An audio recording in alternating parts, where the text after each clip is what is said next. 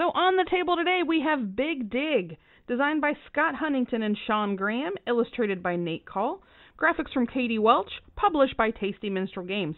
It's for 2 to 4 players, on average 10-minute game time for ages 14 and up. You may be able to go a little bit younger than that. Here are our components for the game. First, we have this great little nice rule book, very easy to understand. You get everything you need out of the game without it being overly complicated. We've also got some expert player variants that you can add to once you've gone through the game a couple of times. Honestly, looking at it, I'm not so sure that you wouldn't even want to try it early on, as it lets you have some extra digs. Next, we've got the player boards. A little hard to get out of the box, as you can see here. That's probably my only complaint, is the box of this game. It's a little hard to get open, but other than that, if that's the only complaint, we're doing pretty good, right? So our player boards here, there are 2 different sides to them. You will choose a side for all the players to use whenever you start the game. They're a very thick cardboard, and even better, they are dry erase boards. So you don't have to worry about having a notepad that you have to tear pages off from and throw away. These are reusable dry erase boards. So they erase very easy, they mark very easy. Just really adds some nicer components to the game.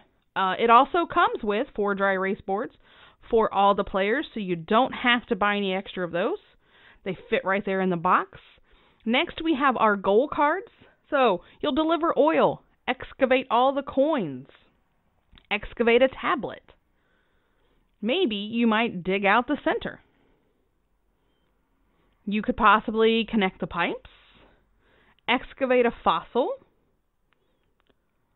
mine all the emeralds, deliver water, mine all the amethysts, or explode 5 stones. You'll choose 3 of these goals at the beginning of the game, and the winner is whoever completes all 3 of them first. Now, to match these up, you're going to use these dig cards, and as you can see, they come in different shapes. There are 10 total, but these are double-sided, so you've got your first 5 here. Once every player has chosen one of these and they're out, you flip them over, put them back in the center of the table, and you go again. So these are the only shapes that you'll have available to you for the duration of the game. And trust me, your neighbor will take the one that you want. Moving on to the gameplay. Like I said, Big Dig can be for 2 to 4 players. We're going to set up a 2-player game for you today, just so you can see the components pretty well. First thing we're going to do is choose which side of the board we're all going to be using. We'll go with this one here. It's got the tablet towards the top and the fossil down towards the bottom. The pipes are still connected left to right. Your water tank and your oil tank are always at the top, and then sometimes your water or oil are in different spots. Each player will get their own dry erase board marker. Like I said, nice little fine point dry erase marker. Easy to use. Now we're going to look at our goal cards. You're going to shuffle those up before the game, and you're going to choose 3, and those are the only things that will count towards winning the game. You may still complete one of the other objectives, but if it's not on the table, it will not count. So for this game, we have to excavate a tablet, deliver the water. So we'll have to be connecting the water tower to the water puddle at the bottom. And then we're going to dig out the center, and you'll see that that card has kind of a different pattern to the dig squares. So you're going to have to dig out all those squares that match that pattern. So then we'll also, let's take a look here. So to excavate the tablet, see how we have to have all of the X's around that tablet done. To deliver the water, you've got to create a path from the top all the way down to the water. It does have to touch the water. And then to dig out the center, there you go. You got to match and all of those. Now let's go ahead and get our dig cards out. We'll see what shapes we have to start out with. And remember, these are just double-sided. So players are going to take 1 from the table on their turn to either mark in a space or not mark in a space and blow up a stone. The first person to go, our first player, is whomever has dug a hole most recently. So first player will take a shape, and they'll begin to mark it off on their board. You have to start here at the top, and your next piece always has to be adjacent to an already marked off square. Now, as you can see, if we try to go this way, I can't do it. There's a stone in the way. So we got to erase that one. I highly recommend using napkins or Kleenex instead of your finger. But you can mirror these images. You can rotate them. That's all in the rule book. It'll explain to you, so you don't have to use the image exactly as it appears on the card. You're okay to rotate it, and you're okay to do a mirror image of it. It just has to fit in the space without marking off anything that, like a stone or something like that. So let's look at that a little bit closer, just to kind of give you an idea of how that would work. So let's say here I have some of my spaces already drawn in, and I pull out this card. So now I have to figure out, okay, where can this fit on my board? So I can try it the way that it's looking. Now, I can try to rotate it here, and as you can see, well, I can't do it that way. There's a stone in the way. So I would not be able to mark off squares or dig matching that shape. I again could go this way as long as it's adjacent to that one marked off X there at the top.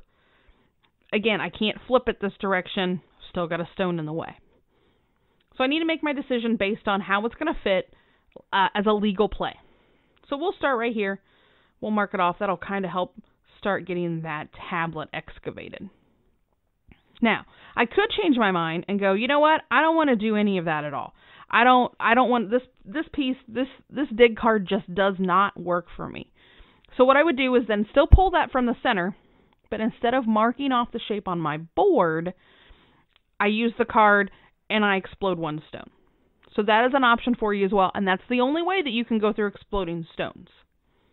Now back to the gameplay, we'll move on to player 2. And they will now take a card, and again, it has to be from the center. You cannot use a card that has already been played or used by one of your opponents.